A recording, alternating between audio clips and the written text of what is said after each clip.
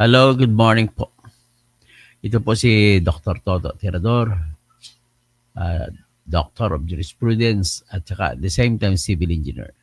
So, ang ating pag-usapan po sa ngayon ay patungkol po sa patungkol sa kay Digong Duterte na nandoon ngayon sa dahag.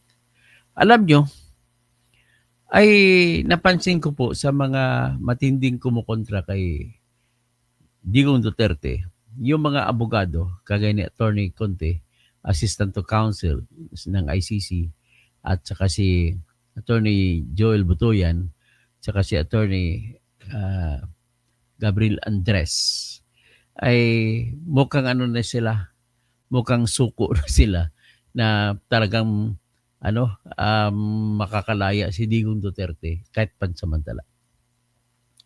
So, ito po ang ating pag-usapan sa ngayon.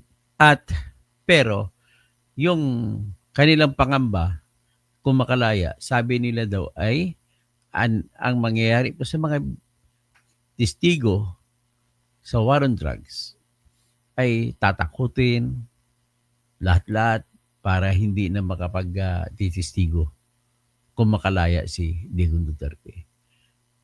Pwede ba yon? Ang sagot nila, kasi marami daw trilyones kung si Bad pa magsabi, si Vlogcaster man din, may naipon daw, mayroon daw matutulong ng mga drug lords, magbibigay ng trilyones na pondo, hindi bilyones na pondo. Well, hindi po ako naniniwala dyan. Kasi unang-una, pera, ganun kalaki. Sino bang mga tao bibigay ng ganun para lang sa purpose? Matanda na si Digong, wala na silang pakialam kay Digong. Nasa totoong kwento lang, hindi na nila mapakinabangan si Digong kung drugs ang pag-usapan. Kung paano ka makapagbenta ng drugs sa Pilipinas. Dayan DC, magandang umaga po. So ito po yung pag-usapan natin sa ngayon. Dapa Pogo, Digong, Harino, kay GBC. Anyway, si Jing V. Capel, sinasabi niya ganun. Ang natatawa lamang ako po sa mga yung mga reasoning.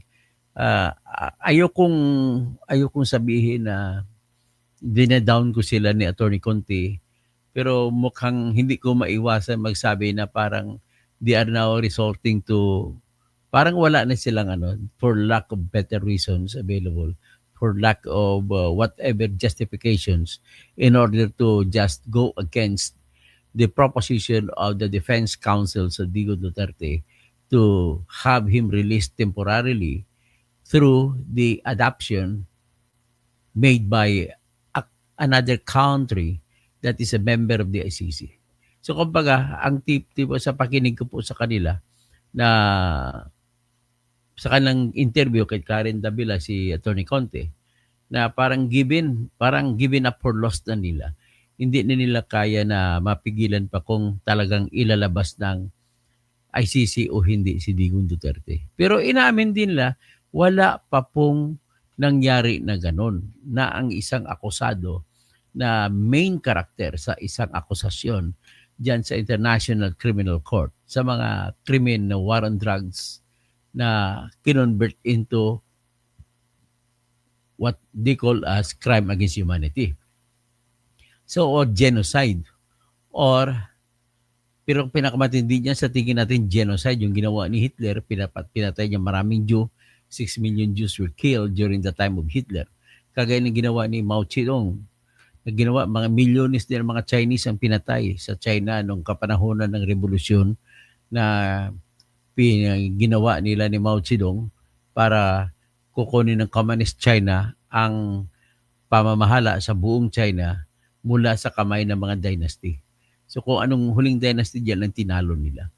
Tapos wala ring pinag-iba sa mga pinatay ni Pol Pot diyan sa Cambodia. Sa Kampuchea na dati ang pangalan ng Cambodia, Kampuchea. Si Pol Pot niya ng Pol Pot regime, libo-libo mga killing fields. Diyan po nagsimula yung salitang killing fields. Tsaka sa Nicaragua, meron ding patayan nangyari. Kaya ganon din sa ang nangyari sa Davao nung pumunta, nung bago sumikat si Duterte, Nicaragua ang ginagawa sa Davao. Nicaragua. Tapos maraming pinatay na mga komunista ko na sa tingin, maraming pinatawag ang mga tinatawag na mga alsamasa. Yun ang alsamasa ang sinasabi nila. O si Dayan. O, kumusta pala Dayan ha? You won over the case. Congrats! Pwede mo ba akong papadalhan, Dayan, ng ano? Ng kopya ng resolution dito para i-vlog ko. Ha? I-vlog ko ngayon. Siguro mamaya, pagkatapos ito, magbablog ako. Bigyan mo ako sa messenger ko. Special vlog kita, interviewin kita sa live ko. Okay lang ba sa iyo, Dayan? O sige ha, babalikan kita, Dayan. Mamaya. Pag-usapan ko lang muna si Duterte. Pagkatapos kay Duterte, tatawagin kita. O, ang mga kaibigan ko na manonood dito ngayon ay meron pa akong special ah, na live stream mamaya after this. Ang pag-usapan lang natin dito sa ngayon sa kasalukuyang live stream ay ang gagamitin daw ni Digong ang mga bilyonis at saka trilyonis pa kung magsabi si Vlogcaster Armandin na para gagamitin para isusupilin ang lahat ng testigo laban kay Digong Duterte sa ICC case. So ito yung interview, hindi ko na lang ilalagay yung direkta yung ano ng ABS-CBN kasi ano lagi akong kina-copyright strike. So ito pakinggan na lang natin siguro kung ano yung sinabi ni Atty. Conte sa interview kay kay Karen Davila. Of the family itself is huge. And Ah, the their monetary capacity. So, marami silang pera. Okay, ulitin ko lang ito. Outside of the sphere of influence of the family itself is huge. The power that Duterte gives, and not only Duterte, but also his lackeys, his friends can build outside of the sphere of influence of the family itself is huge. And might I add, the their monetary capacity. So, marami silang pera. At maraming chismis na bilyon-trilyon ang ginagap nila even from drug lords.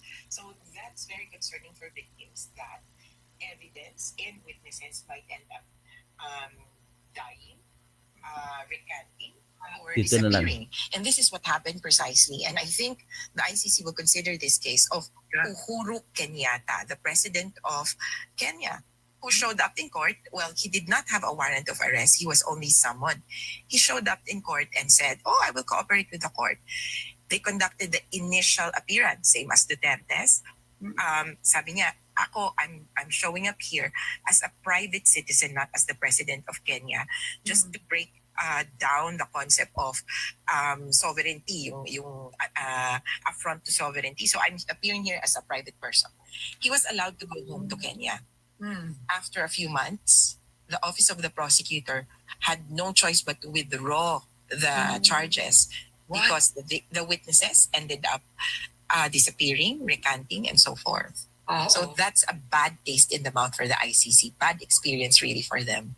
Yeah. All right. Well, on this note, I think what is the process, the timeline after the defense has actually asked the pretrial chamber for the interim release? How long usually will they grant a decision, whether to grant or decline? Well, in general, the ICC pretrial chamber has about 120 days to decide on matters before it. But this is an urgent matter. So is that 6 months or 4 months? Yes, 120 days. 4 months? 4 months, okay. 4 months. So the thing is, but that's a general rule. Now, this is an urgent request. And within the framework of, say, September, actually, the court can actually decide this even after September. But nonetheless, they would need to figure out if they can decide on this within that time frame before September, considering also that they have the issue of jurisdiction before it. So if you're confronted with two issues, two requests. One request asks for temporary liberty, and then the other requests for, technically, the question for jurisdiction asks for permanent release. Diba? Kung madidismiss yung kaso, permanent. So for the pretrial chamber, I think if confronted with these two issues, they would have to kind of balance. Because if they're going to dismiss this entirely, then why proceed on the matter of urgent release. On the other hand, if they're going to take a longer period to consider jurisdiction, then they will put on the table interim release muna. Kumbaga, oh, mas urgent to. And as mentioned in the clip earlier, we don't have any idea yet as to why he wants to be released aside from age. So if there were urgent medical issues, then the court has to consider that. But anyhow, we think that within the next few days, akala nga namin nung Friday, magre-release ng order saying, oh, yung kabila, sumagot kayo in 1 week. In any case, we're ready to submit our observations within the week. All right. On that note, I want to thank you so much So, for ito this education. ang sinasabi lang ng Atty. Conte dito kanina ay natatakot sila na i-release temporary, parang piyansa, si Digong Duterte doon sa isang bansa na umampon kay Duterte. Hanggang ngayon, hindi pa nila alam yung bansa na yon na umampon kay Duterte. So, kung hindi nila alam, paano yan? Parang sila nang hula. Pero sa ngayon, nagpapakita na po ng pagkakabahala itong si Atty. Conte na Assistant to Counsel na siyang umasikaso sa mga biktima ng pamilya ng biktima ng war on drugs. At sila ni Atty. Joel Butoyan nag-alala rin, pati si Atty. Gabriel Andres na nandun siya active, parang full practice siya ata siya dun sa ICC. Ngayon, ang pinag-alala nila ay kung makalaya po si Digong Duterte ay baka isa-isahin po yung mga testigo, tatakutin ang mga witness. At kung ganun mangyari po ay hindi na maaring mga matatapos ng kaso nila, mababasura. Kagaya kinikwento ni Atty. Conte yung nangyari po sa Kenya na ang presidente ng Kenya na kinasuhan din ng sa ICC, malamang crimes against humanity din. Tapos, ang ginawa ng president ng Kenya, siguro nalaman niya na may tumimbre sa kanya na mayroong warrant of arrest na ihahain laban sa kanya.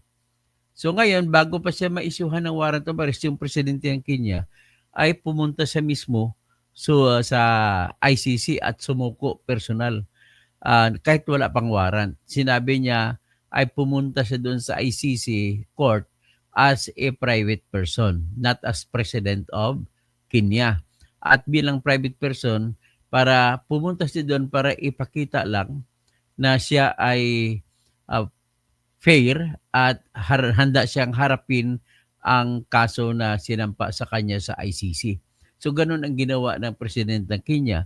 At dahil ganun po, ay sinabi ng ICC, pinayagan siya na hindi na bigyan ng warrant of arrest. Basta tuwing may hearing ang ICC, pupunta siya.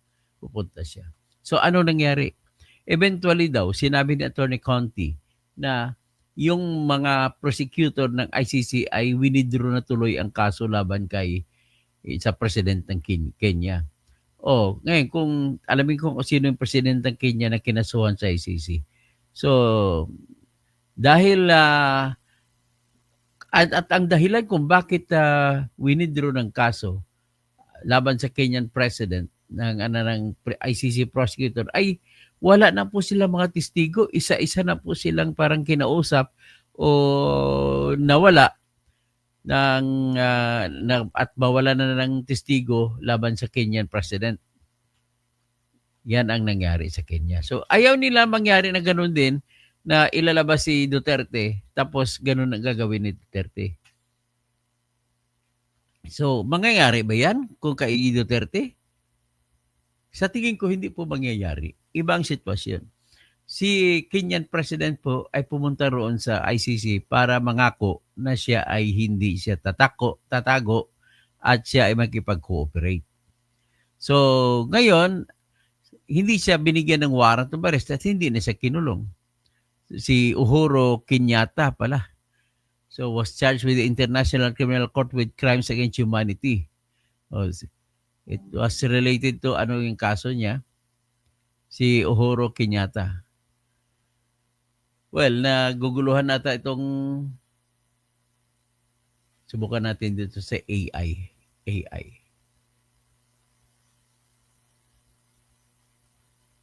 Subukan natin dito sa ChatGPT. Sa experience ko, ang AI na magandang gamitin yung ChatGPT. Pinakamagaling.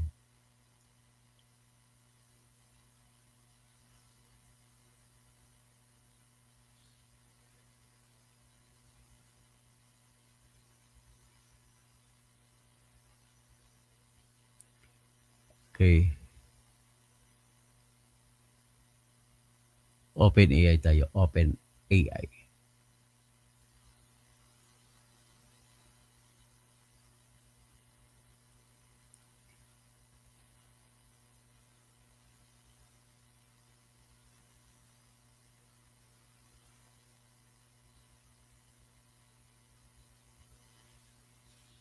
So anyway, hindi ko mabubuksan na dyan lang.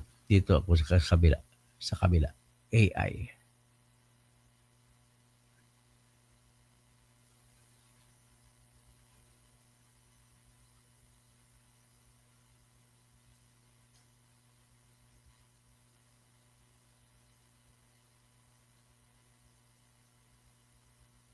O ito na. At least nakuha ko na.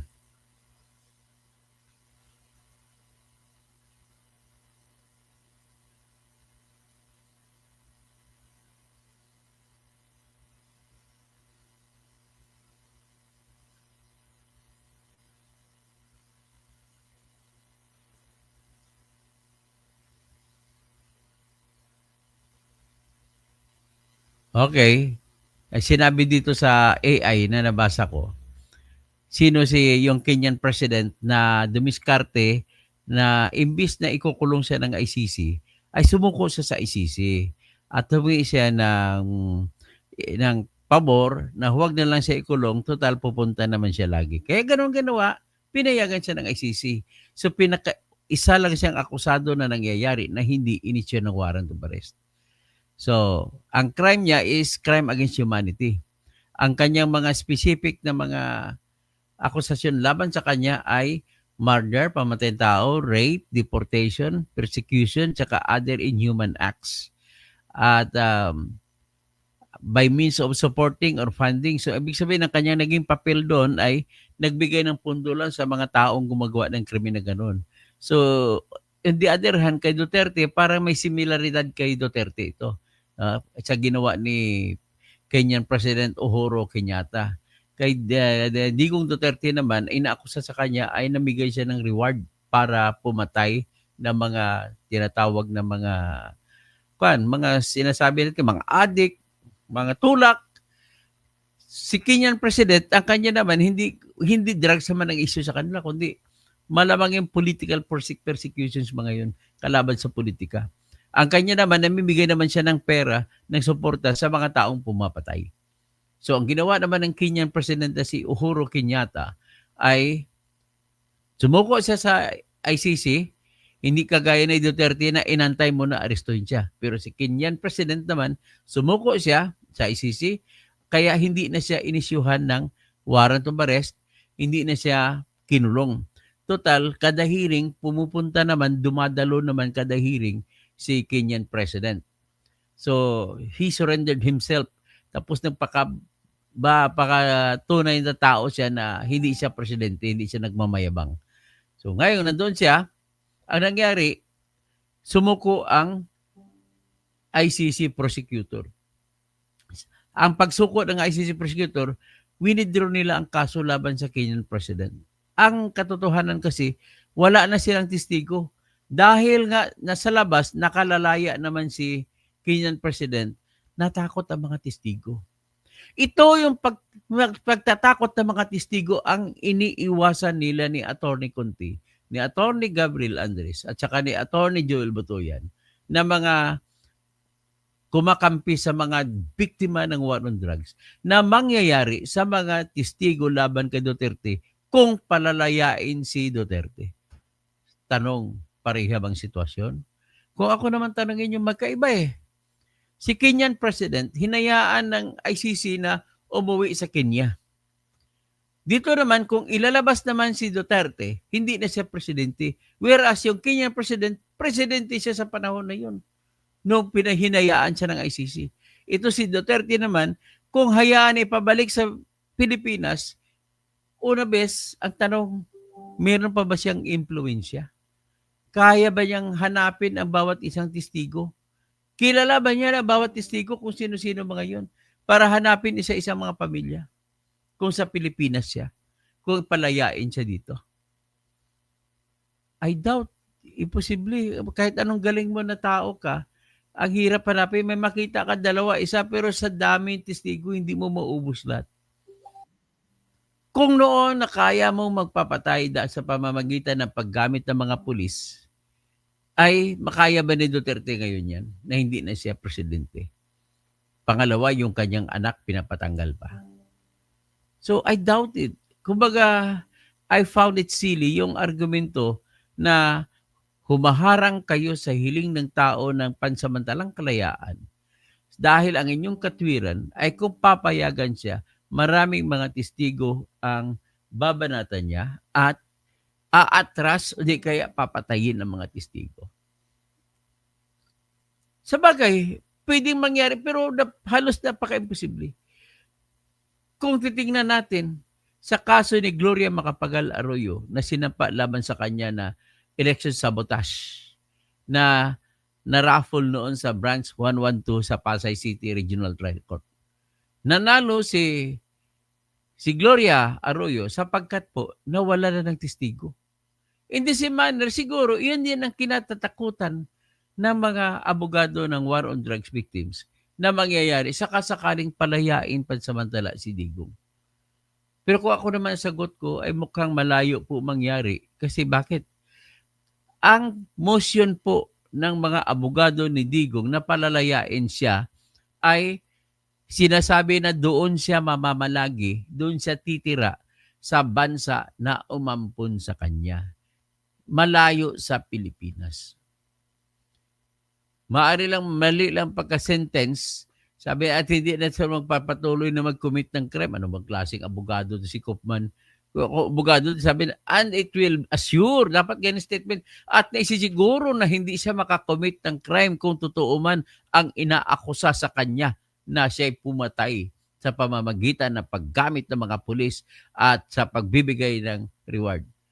Siyempre, sasabihin ko, paano pa mangyari? Hindi na siya presidente. Wala na siyang mauutosang pulis.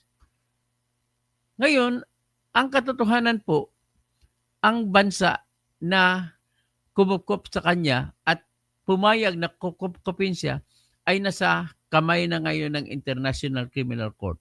At bahala ng International Criminal Court magsisiguro na, oy, diyan ka lang. Kung sa Japan, tingin ko Japan kasi ay nag-sponsor eh. Kung sa Japan ka lang, huwag na huwag kang lumabas sa Japan at papakiusapan ng International Criminal Court ang otoridad ng Japan na kung sa Tokyo lang siya, hindi siya pwede lumabas ng Tokyo. Kung sa Nagasaki siya, di doon siya sa mga biktima ng mga atomic bomb. Kung sa Hiroshima, ganun din. So, anyway, nakakasiguro naman po, Attorney Conte, ang kayo, pakilagay niyo lang po sa inyong objection. Magkaroon kayo ng ang objection kasi sa International Criminal Court, ang tawag sa kanila ay observation. Pakilagay lang po sa observation na kung sakasakali papayag ang pre-trial judges na palayain si Digong pansamantala, ay huwag naman po sa Pilipinas. Ilagay nyo lang sa isang lugar na yung bansa na umampon. So ngayon ang tanong, sino lang ba ang bansa na pwedeng umampon kay Digong Duterte? Para sa usapin sa ICC? Ladies and gentlemen, ang pwede lang pong umampon ay yung bansa na kasapi sa ICC. So sino yan? The Netherlands, Belgium, almost all of Europe except Hungary. Pwede rin sa France, pwede sa Italy. Kasapi din sa Asia yung Japan, South Korea. So it's either pwedeng sa South Korea sa titira or pwede sa Japan. Pero most likely sa Japan. Ngayon kung Japan po ang mag-sponsor kay Duterte, ang tanong diyan, papayag ba ang ICC? Ladies and gentlemen, dapat niyong malaman, ang mga judge sa ICC ay sumusweldo dahil po sa bigay na pera o na tulong o contribution ng mga bansang kasapi. So, para naman napaka-ungrateful, napaka-ingrata nitong tatlong judge, si Motok, si Judge Lira, si Judge Ganso, na kukontra sila sa bansang umampon. Ang mga bansang umampon, iyon po nagpapasweldo sa kanila. So, malamang po sigurado kaya nagpakita na po ng kahinaan ng loob si Attorney Conte, si Attorney Joel Butuyan, saka si Attorney Gabriel Andres na malamang po na mapapalabas pansamantala si Digong. Sapagkat nga hindi nila kayang kontrahin. Wala. Nawala ang samantalang hindi nila kayang kontrahin ang mga bansa na nag-sponsor sa ICC. Ang Japan po ang pinakamalaking na ibibigay na pundo sa ICC. Kabuang pundo ng ICC mahigit po 300 billion a year. Sa 300 billion a year, ang tingnan natin i-search ko lang, how much do Japan contribute to ICC? Lagay ko dito, how much does Japan, mali ang grammar ko contribute to ICC every year? Kasi let me inform you, ladies and gentlemen, ang bansa na may pinakamalaking contribution sa United Nations ay Japan din. Akalain baloy?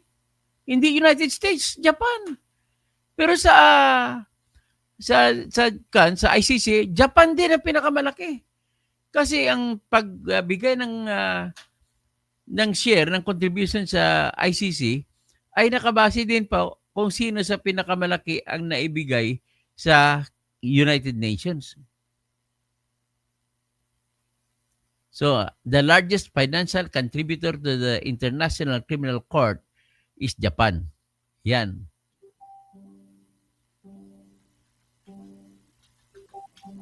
How much is the contribution?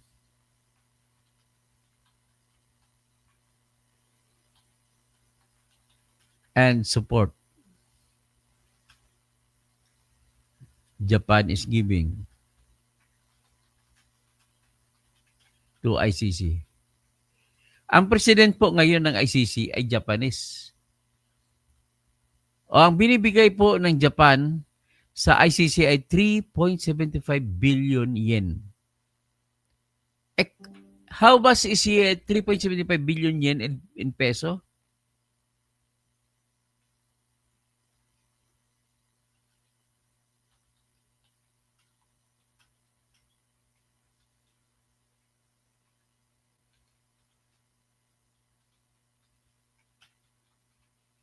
Yan.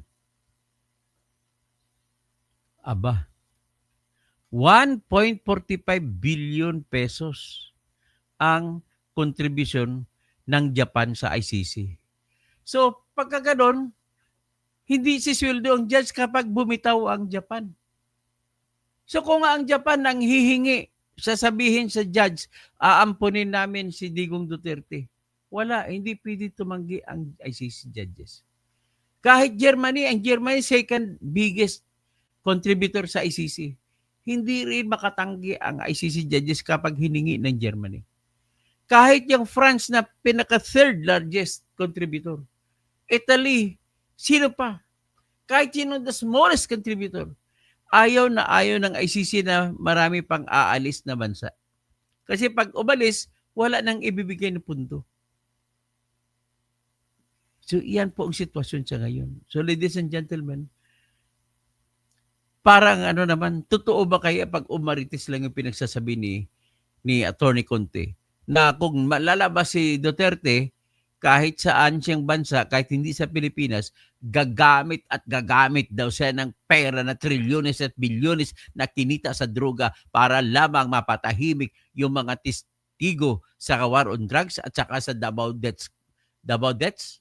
So ang matitirang testigo na lang ay si Bato-Bato at saka si Las Cañas o baka nandun din si Asierto, Colonel Asierto tatlo na lang sila at kung tatlo lang sila, masasabi mo ngayon na hindi magtitiwala ang judges kung totoo o hindi ang binabanggit kasi tatlo na sila.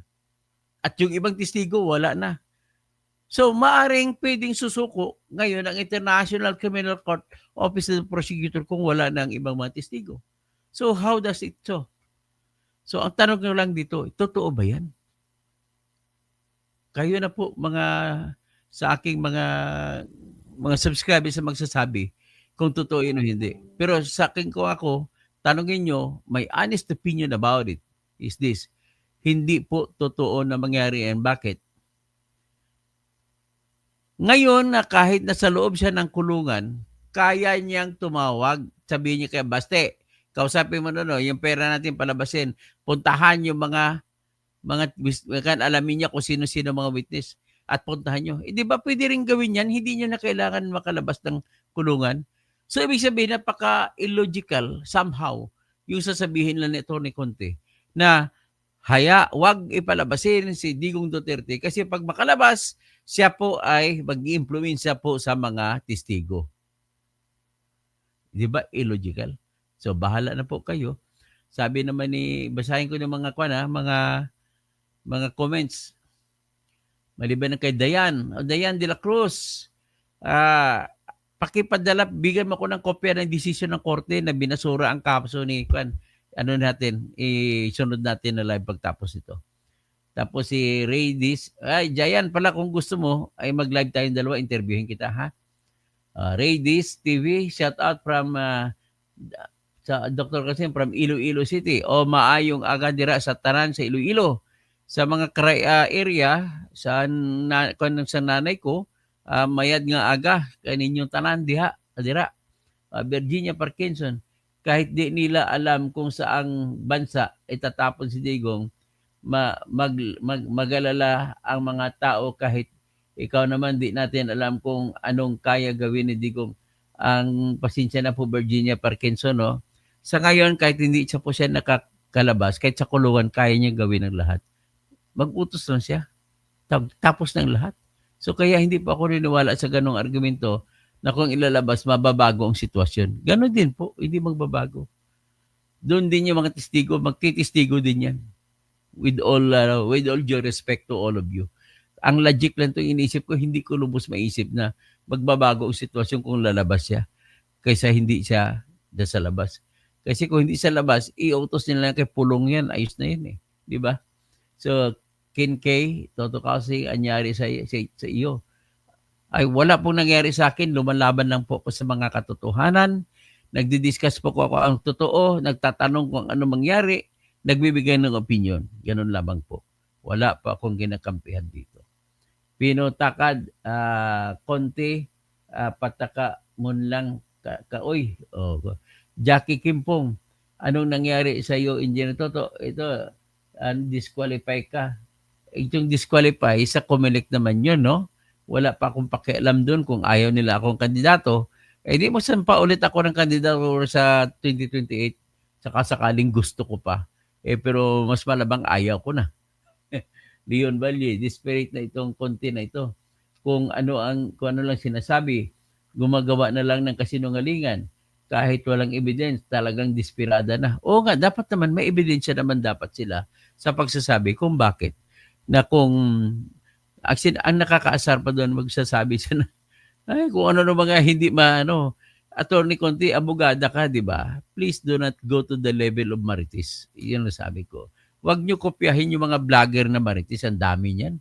Para magkakaroon lang content, gumagawa ng kwento. Hindi ako, iwasan ko na talaga gumawa ng kwento-kwento dahil para lang magka-content.